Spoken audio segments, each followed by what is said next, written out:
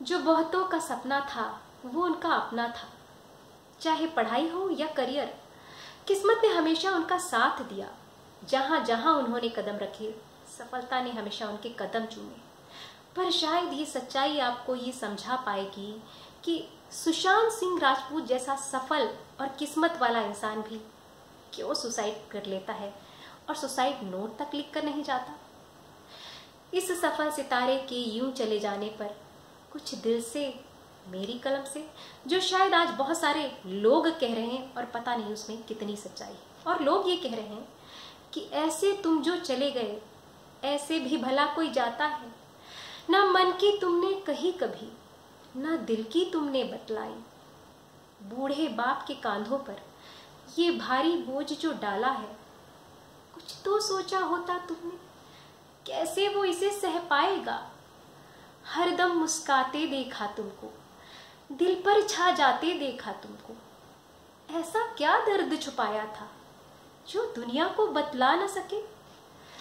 मन की मन में रखकर यूं, ऐसे भी भला कोई जाता है। डिप्रेशन में अगर पेशेंट ये एक गलती कर देता है तो वो सुसाइड तक पहुंच जाता है, और इस कदर पहुंचता है कि उसकी सोचने समझने की शक्ति शून्य हो जाती है और वो सुसाइड नोट तक लिख कर नहीं जाता। सुशांत सिंह राजपूत पिछले 6 महीने से डिप्रेशन का ट्रीटमेंट ले रहे थे, दवाइयां ले रहे थे। और ये जो दवाइयां होती हैं ये हैबिट फॉर्मिंग होती हैं, आदत डालने वाली होती है। मतलब अगर एक बार आपने ये दवाइयां लेनी शुरू कर दी तो आप इन्हें अचानक ही बंद नहीं कर सकते।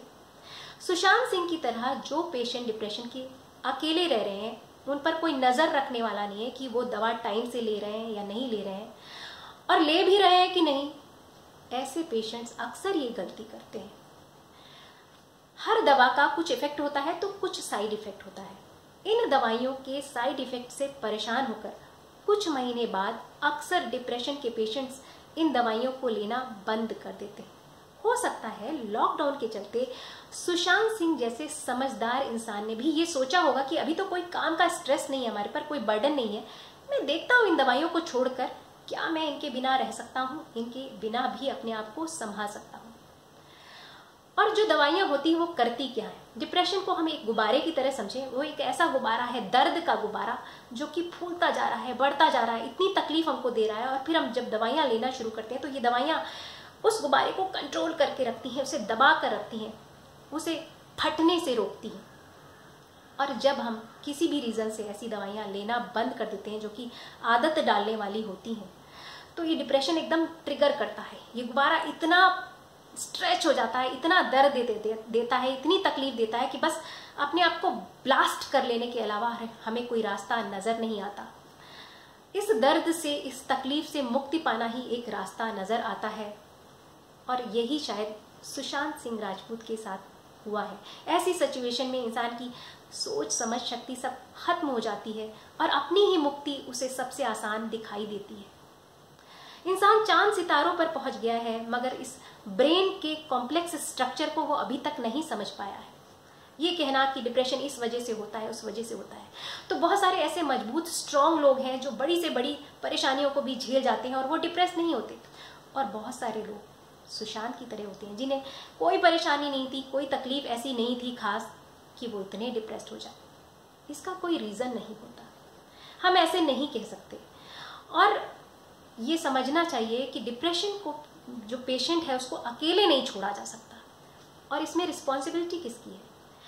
इसमें सबसे बड़ी रिस्पॉन्सिबिलिटी होती है एक साइकेट्रिस्ट की। अगर उसे पता चलता है कि उसका कोई डिप्रेशन का पेशेंट अकेले रह रहा है तो उसकी ये रिस्पॉन्सिबिलिटी होती है कि उसके पेरेंट्स को या उसके रिश्तेदारों को ये ज़रूर एक बार कम से कम इन्फॉर्म करे कि ऐसे पेशेंट का अकेले रहना खतरे से खाली नहीं है। कब सिचुएशन बिगड़ जाएगी कुछ पता नहीं है।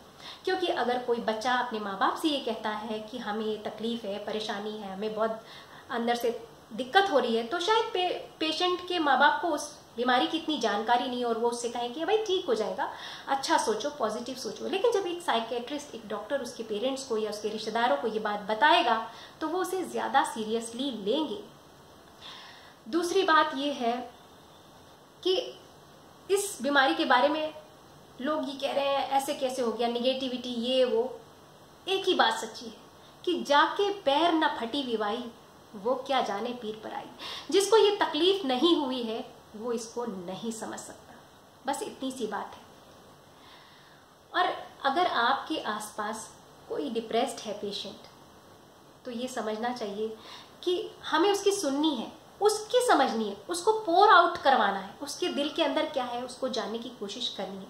और यही उसको सबसे ज़्यादा सुकून देता है। उसको समय चाहिए, हमारा साथ चाहिए, हमारी पॉजिटिविटी चाहिए, जो कि शायद सुशांत को नहीं मिली।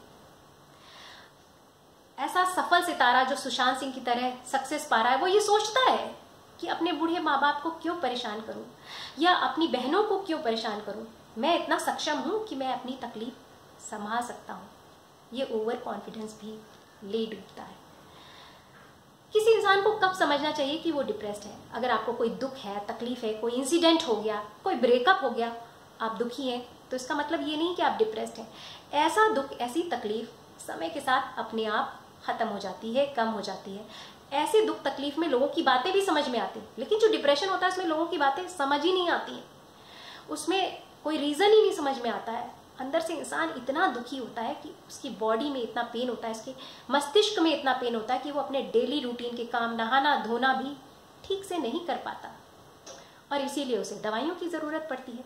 शुरुआत में इस कंडीशन को नेचुरल थेरेपी से ठीक किया जा सकता है, मगर उसके लिए परिवार के सपोर्ट की, फ्रेंड्स के सपोर्ट की ज़रूरत होती है।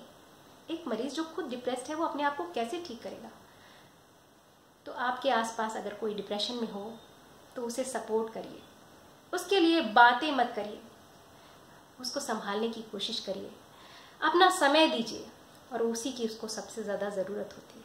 तो अगर आपको मेरी ये जानकारी डिप्रेशन के बारे में समझ में आई हो तो इस वीडियो को लाइक करिएगा, शेयर करिएगा, और मेरे channel Sonia Agarwal story teller को सब्सक्राइब करिएगा।